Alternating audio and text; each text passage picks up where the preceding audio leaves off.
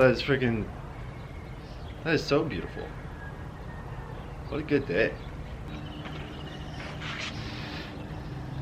That's too low. Good morning, everybody. What is happening? What is going on? I hope you guys are having a wonderful, wonderful Monday morning. It is, yet again, a Q&A day. But I wanted to start this video off by announcing a few of the winners from last week's share giveaway. And like I said, I'm gonna be straight up.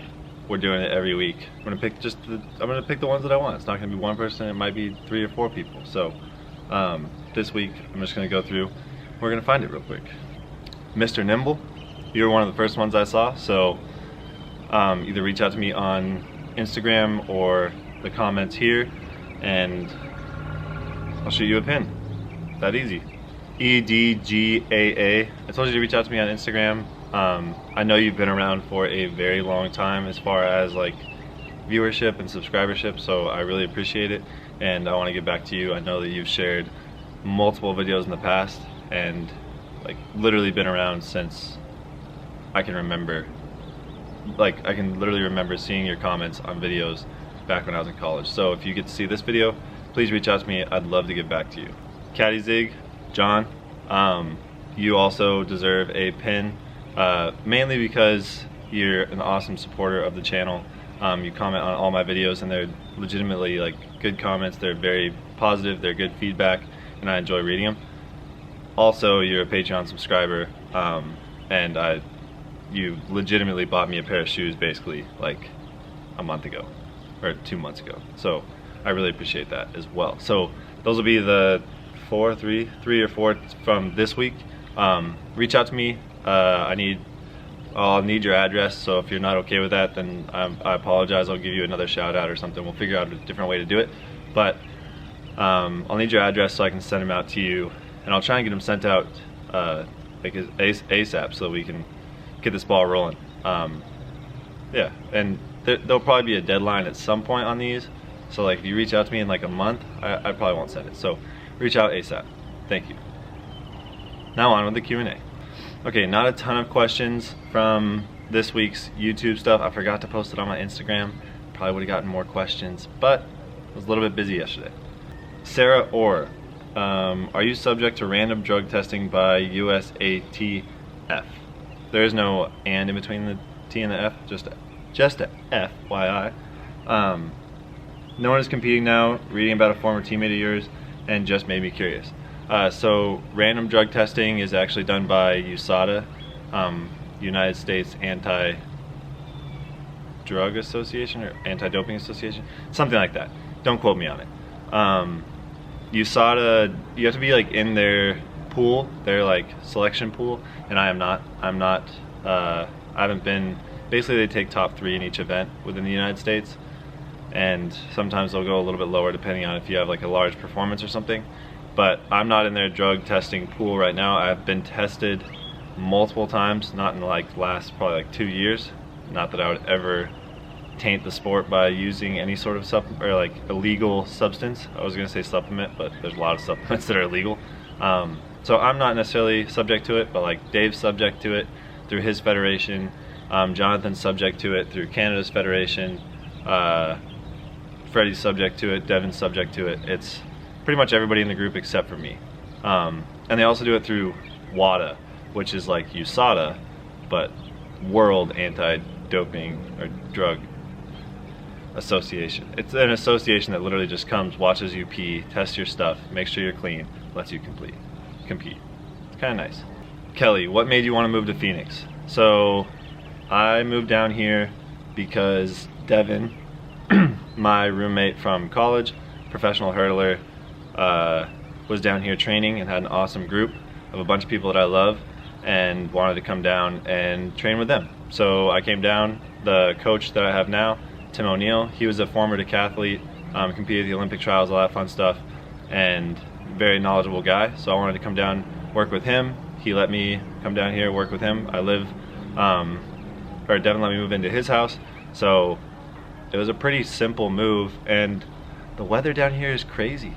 Like during the summer, like, but that's the thing is like right now it's 6:15. I've been up for a few hours, and I could go do a practice right now, and the weather is phenomenal. It's like 75 degrees, well, probably closer to 80, and just beautiful conditions.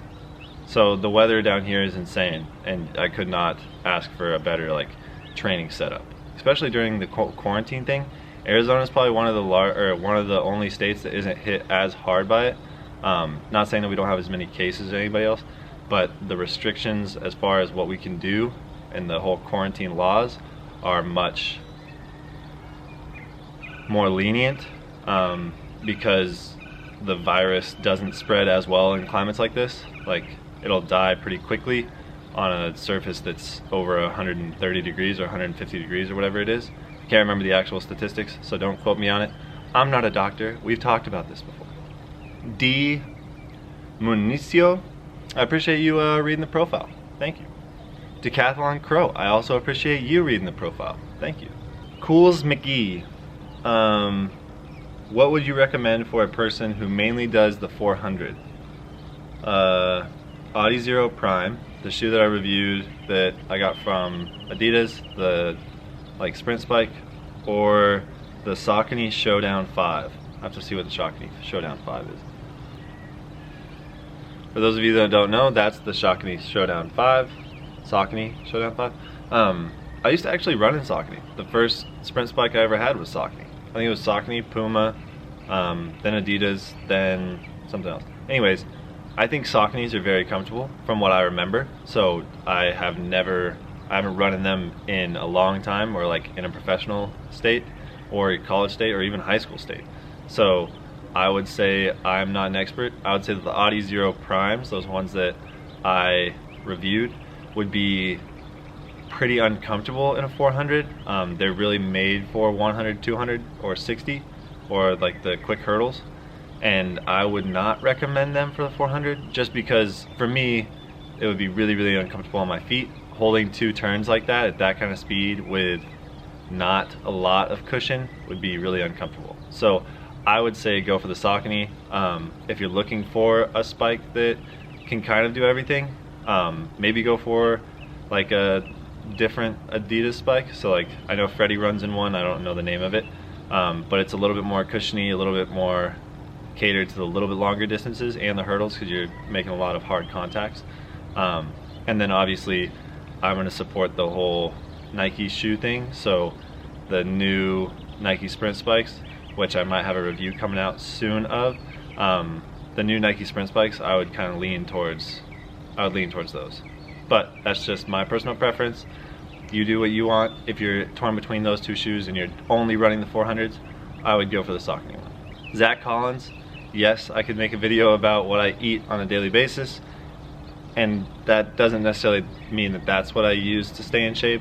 I do eat fairly healthy. It comes with just the fact that I enjoy eating healthy foods. They make me feel better. But that being said, you could call it a cheat day, but usually just Sundays are the days that I don't work out, and so I feel lazy and I just eat out.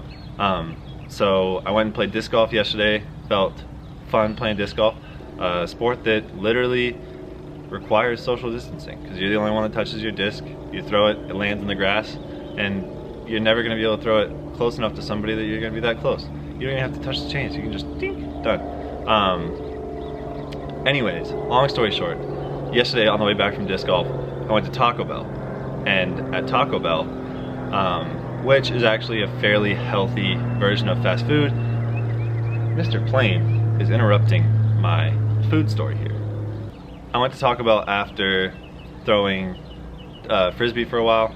Not throwing frisbee. I went to Taco Bell after playing disc golf for a while, and I got 2 cheesy potato grillers. So this is all vegetarian, not vegan. There's cheese on it, or dairy product I should say. So I got 2 cheesy potato grillers, and then 4 cheesy bean and rice burritos, because it's basically just a bean and rice burrito with nacho cheese on it, which is what I would get anyways. Just they make it, it's only $1, they're great. Highly recommend it if you're going to Taco Bell. And then a cheese quesadilla. So that was like my lunch day.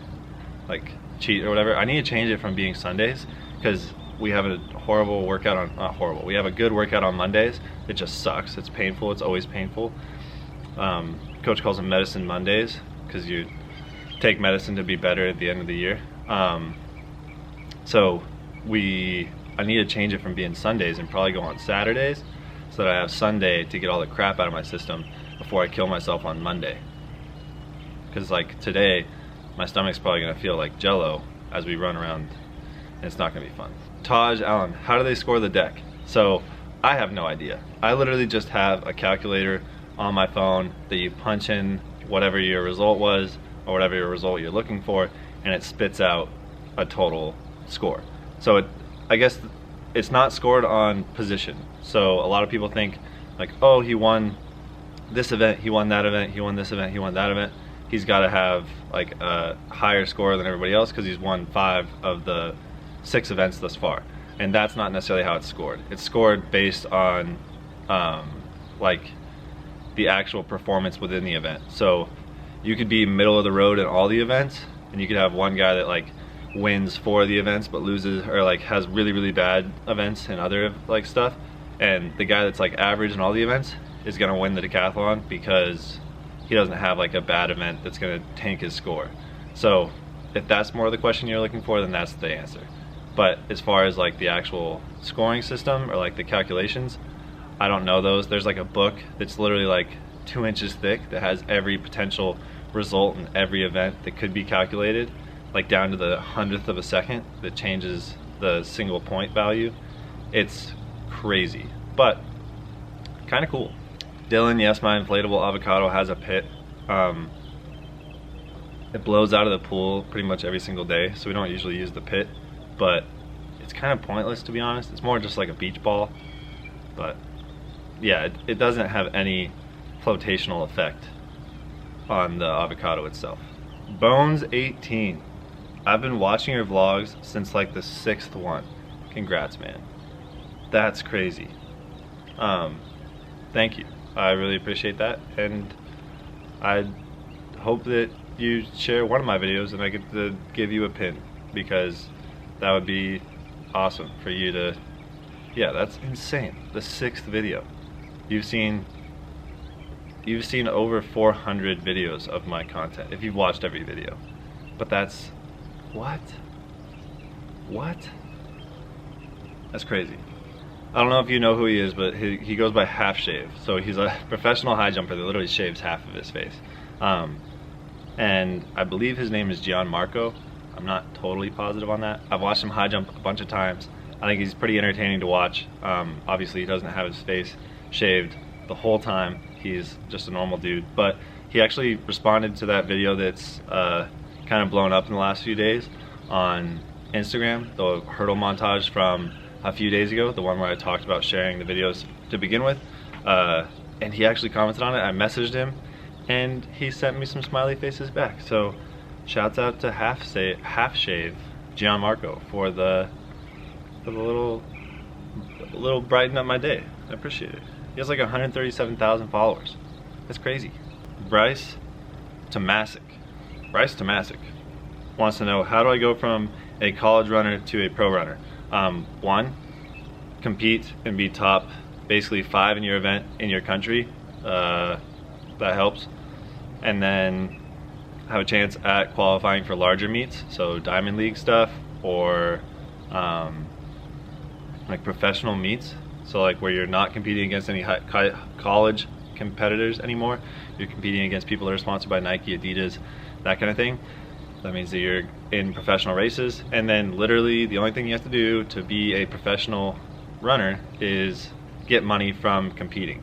So if you can do that, that means that you are a professional. You can do that in anything. So like if I get money from making a video, I am now a professional videographer. That's what qualifies you as being professional. You don't necessarily need a sponsor, you just have to have the times and the ability to potentially earn money. That's all I would say. Anyways, that's going to be the end of today's Q&A. Like I said, I thank every single one of you guys for watching these videos. If you don't think that sharing actually helps this channel, within a matter of, what was it? When did Wednesday? Or Friday? Saturday? Thursday, Friday. So on Friday, I asked you guys to start sharing these videos, and from Friday to now, Monday morning, we have grown 35 subscribers. So if you don't think that sharing the video actually helps, it helps considerably. So I appreciate it, and you get a little something back if you are one of the lucky ones. Anyways, I hope I answered your question. If I didn't, remember I post a Q&A every single Monday, so feel free to ask your questions in the comments below or direct message me on Instagram. If you were one of the names that I shouted out earlier, please reach out to me. I would love to get your address so I can send you the pin. If you don't feel comfortable, we'll figure out something else to do. Other than that, remember, be nice to people, don't hurt yourself, don't hurt others, slow down, don't dance so fast. Thank you all so much, and I'll talk to you guys all tomorrow for some sort of cool montage. I'm gonna try and make tomorrow's video pretty good. I'm gonna tell myself that now so that I have to start filming immediately. Okay, bye.